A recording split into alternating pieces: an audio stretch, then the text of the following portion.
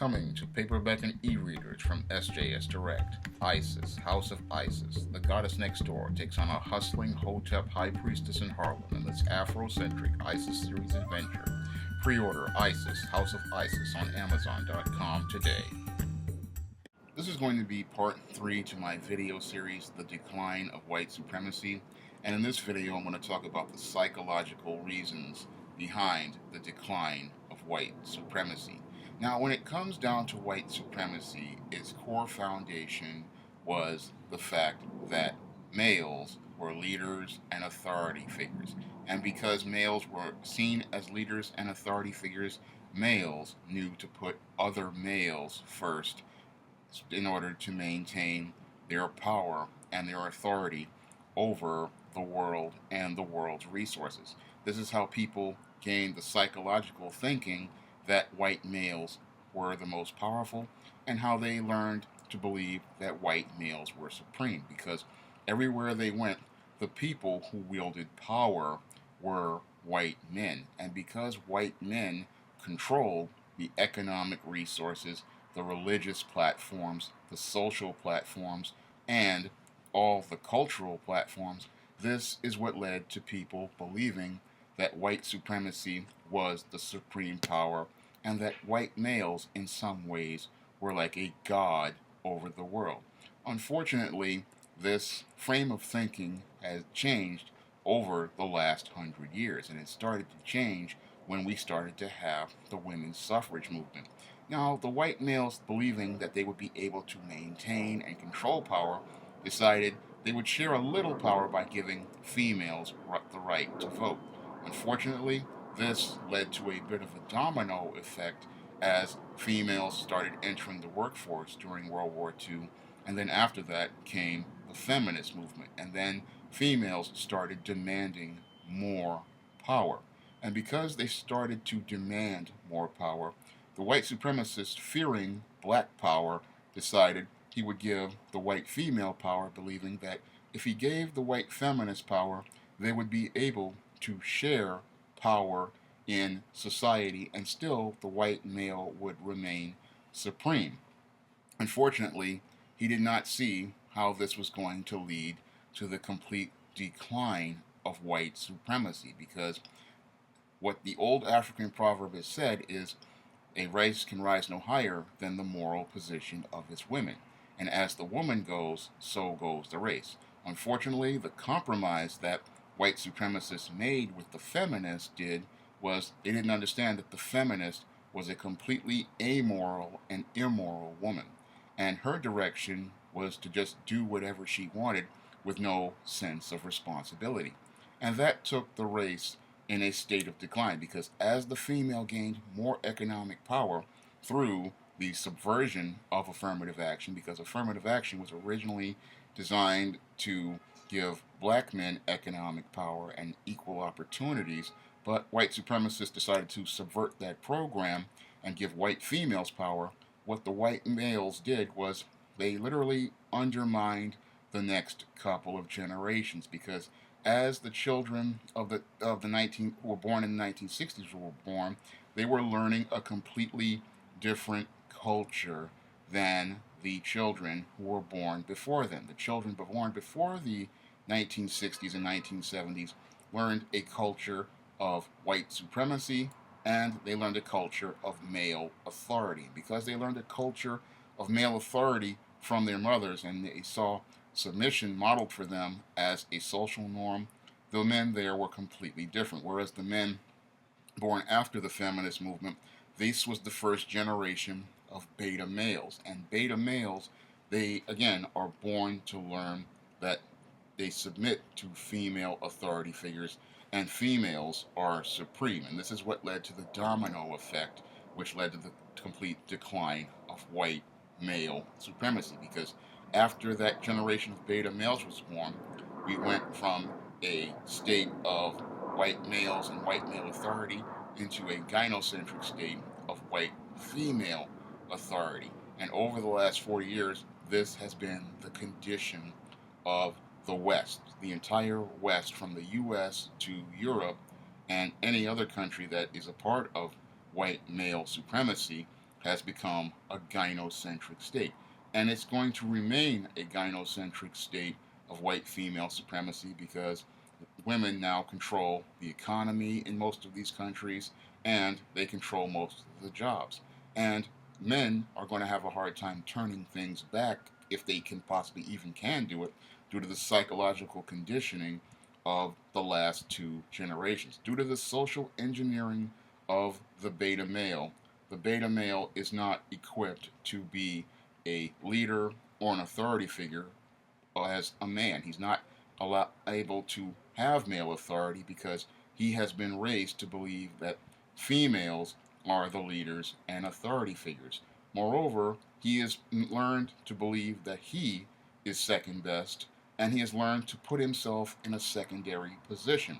And because the beta male has learned to put himself in a secondary position, this is one of the core foundations that has led to the decline of white supremacy. Because before, white males were seen as leaders and authority figures, and they made efforts to control and dominate institutions like the courts and like government and maintain not only their economic power but also their political power. Unfortunately, due to the feminist conditioning over the last 50 years, we have seen a more and more gynocentric way of thinking permeate these institutions. And due to things like no fault divorce and the whole court system related to child support, the man is no longer seen as a leader and an authority figure in government institutions. Instead, he is seen as some sort of secondary individual with no real power. He's just seen as someone there to take resources from, but he is not seen as a leader and an authority figure. And because he is not an authority figure and not seen as an authority figure, this is one of the things that leads to the psychological conditioning in boys' minds that men have no power. And because many younger white males over the last 50 years have learned to see men as not having any power, this has had a psychological effect on the white male mind. So many of the white males no longer see themselves as powerful, nor do they see themselves as authority figures, nor do they see themselves as supreme. And because they don't see themselves as supreme, this again has led to a complete decline in white supremacy. Yes, there are white supremacist hate groups, but these white supremacist hate groups are primarily made up of beta males. And because the beta males have no understanding of how to be leaders or how to be authority figures or how to even control or maintain any sort of power, all they do is express themselves in forms of protest, like marches, protests, rallies, and some of the more violent ones participate in acts of terror like mass shootings. And because they have no understanding of how to build businesses, build enterprise, or protect and maintain institutions, this is why the white supremacist is not as powerful as he was in his heyday. The white supremacist usually maintained his power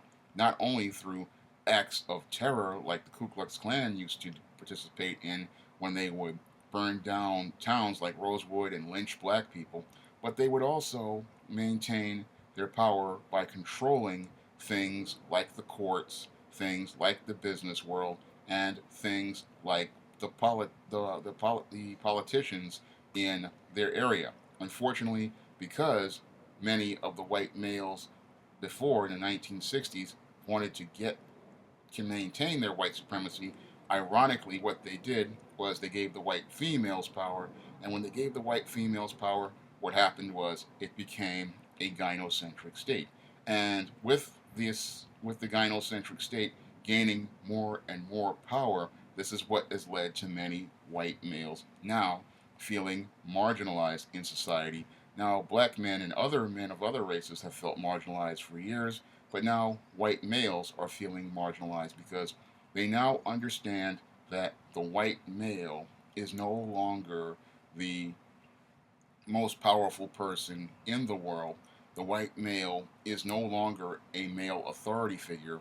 The white male is no longer supreme because the white male no longer controls any of the institutions in the West. He no longer controls the job market. He no longer controls the political platforms, and he no longer controls the social platforms. Women have taken over all of these platforms, and they have used their economic and political power to to push men out of these circles. And this is why we have seen these escalations in violence, such as these mass shootings. These mass shootings are primarily these beta males trying to find a way to get power for themselves because they feel completely powerless and emasculated in the gynocentric state. They realize that they cannot be like their grandfathers and they cannot be like their great grandfathers. There is no male authority anymore in the West. Females control the job market, females control the economic system, females control the political platform, and females now have complete control over everything, and we are now living in a gynocentric white female supremacist state, and the white males now know that this is going to lead to their complete decline because the female who they made a compromise with, the white feminist, has an amoral and immoral position, and she is driving their race into a downward spiral. So, because she is going on a bad direction where she is doing whatever she wants, she's believing cultural Marxist beliefs and believing that she can include everyone and that she can let anything go. And when you have a civilization that where anything goes, you are starting to lay the foundation for anarchy. So, when we take a look at this white supremacy, the white supremacist is in a state of decline, and it's a state that is not going to change anytime soon because when it comes down to the beta male and his descendant, the soy boy, he is just not mentally equipped to fight back. The beta male, who was socially engineered in the 60s, he is not equipped to fight against gynocentrism because he has learned to put himself second from day one, and he has learned to submit to women from day one. So he is not equipped to be a male authority figure. Now, the second generation of this beta male, the soy boy, is a male who is so filled with estrogen, he is literally like a female because he cannot drink anything with testosterone in it because his body just can't digest it. So he's eating a lot of soy products and he is literally like a female and he doesn't even have the testosterone to be masculine. And moreover, the culture around him has taught him that masculinity is a bad thing. So when we look at white supremacy, just does not have any sort of things to help it out because there is no one to teach male authority because many of the males have been emasculated and many of the other males have been threatened and punished by the gynocentric state to not teach masculinity and male authority to others. And the soy boys they're so caught up in being feminine and supporting women that they're thinking about is the woman as the most powerful person in the room. So when you take a look panoramically at white supremacy, the white supremacist institution is in a state of decline. And the reason why it is in a complete state of decline is due to those white males who made that compromise in the 1960s, not seeing the bigger picture regarding it. Yes, they preserved white supremacy for themselves, but over time, that what they may preserve for themselves has started to erode because as they have died off, what has happened is the next generation has come up, and these beta males, again, are not equipped to maintain white supremacy or any sort of white male authority because they have learned to become completely submissive to females. And the generation after that, the soy boys, are so emasculated and weak and so almost feminine, they don't have any sort of way of maintaining any sort of power. When you look at the big picture as related to white supremacy, it is a declining institution, and it is an institution that may crumble in a couple of generations. If If you'd like to see me make more videos like this, you can donate to my Patreon by clicking the link in the description box. And if you want to try some of my SJS Direct publications, you may do so by clicking the link to Amazon.com. That's all I have to say for this video. You can comment, rate, and subscribe.